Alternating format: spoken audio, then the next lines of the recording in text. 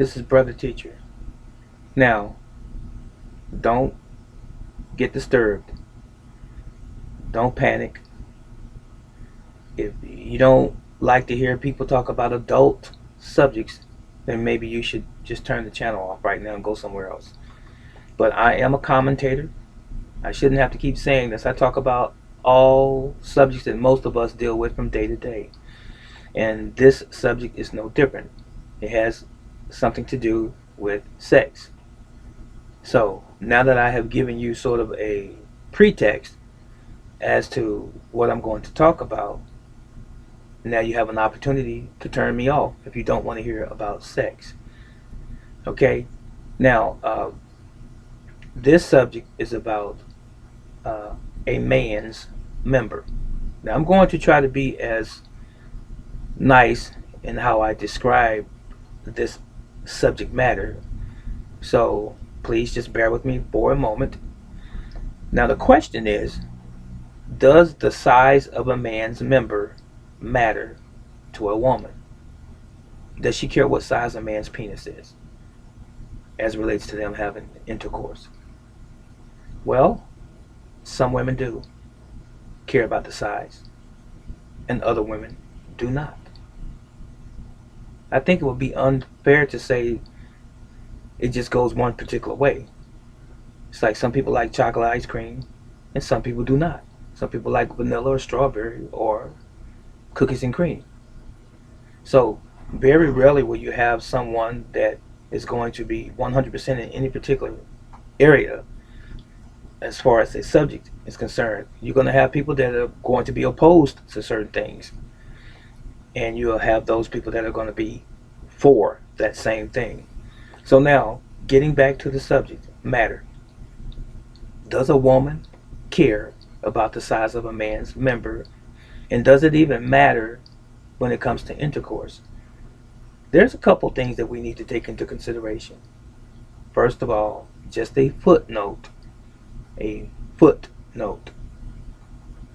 Women have the capacity to birth a baby out of their vagina. Now, a baby, even the smallest baby, is larger than any penis that can ever enter a woman's vagina because it's elastic. Now, I know we're not talking about birth, but I just wanted to give you that footnote. Now, as it relates to the subject of sex or intercourse, women receive two types of orgasms, or they are capable of having two types of orgasms.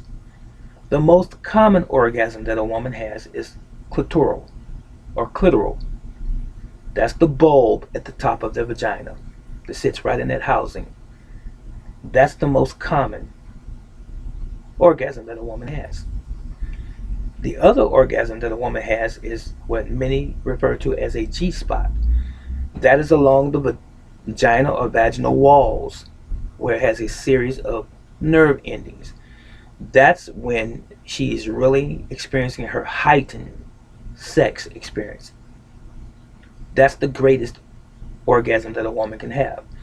You see, with a clitoral orgasm, a woman can have that orgasm in a very short time and it's over. Whereas the G spot, it can be sustained for a longer period of time. Now, if a woman has both orgasms during intercourse, she is in some form of utopia or heaven, if you will, because as I said, that is the greatest orgasm she's going to have is going to be the G spot or the inner vaginal walls. So what happens oftentimes is that some women don't experience the G spot orgasm for many reasons. Oftentimes they're not sexually engaged mentally and emotionally with their partner. This could be true with women that are prostitutes. This could be true with women who have been raped or abused sexually at a very young age. They're emotionally detached. So I believe from my experience, that both partners have to be emotionally bonded to experience the greatest orgasm in the woman, for her to experience it, that is. So there are some women that are very orgasmic anyway, regardless of the thing that I just pointed out as far as what may have happened to them in an earlier part of their lives or even prostitution. There are some women who are just simply orgasmic, but that is not the majority of women. So clitoral orgasms are the most common, especially when women masturbate, and there are some who use uh, toys, uh, dildos and vibrators and things like that to insert into their vagina to try to hit the G spot in that way. But I personally believe that there is no greater sex that a woman can ever have than to have it with a man who is penetrating her when they are both emotionally in tune with one another and they care genuinely about one another. That is the best and the greatest sex that both partners will ever experience. Not to say that clitoral orgasms are not good, because they are good for women as well. But I'm just making a comparison in terms of the intensity of the orgasm.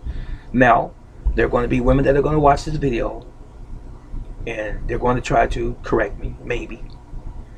Uh, that's okay. I welcome your comments. Whatever they are, just keep them in good taste.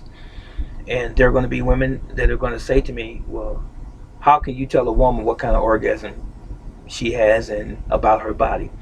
I can't tell you about your body from experiencing your body as a man, but I can tell you about your body from me experiencing you in a relationship that I may have had with you as a man, and through experience over my sexual active life. I can tell you about your body in that regard. And I have been around long enough to be able to ascertain how women have orgasms and how women don't have orgasms, and when a woman is actually having an orgasm and when she's just pretending to have an orgasm. This may have been an uncomfortable subject to some, but it's okay. But in the comfort of your own home and the secrecy and or privacy of your own home, I'm sure that these thoughts come to your mind when you are in your own quiet space or your own private bedroom or wherever. I should not make you feel uncomfortable, because these same subjects are found in college books. They're found in instructional books. Uh, they just simply are. Kama Sutra. There are videos out about having sex and the best positions and things of this sort. I'm not saying anything that's gross. I'm just talking reality. This is real talk. These are things that people do every day, and people have sex every day, and people have babies every day. And the only way to have a baby is to have what? Intercourse. So that was my take on whether or not a woman should look for a man to be large, his member, or to be small. As long, I didn't conclude this, as long as the man can stimulate the clitoris and even the G spot or the lining of the vagina, the length of his penis has absolutely nothing to do with anything, or the thickness of his penis has absolutely nothing to do with anything, unless that woman has a medical issue with her vagina or something that she has done to change the integrity of it. I hope that was fair, and I hope it was plain enough for you to comprehend. This is Brother Teacher. As always, let me know what your view is on this particular subject in the comment section below. And you have a blessed day. So long.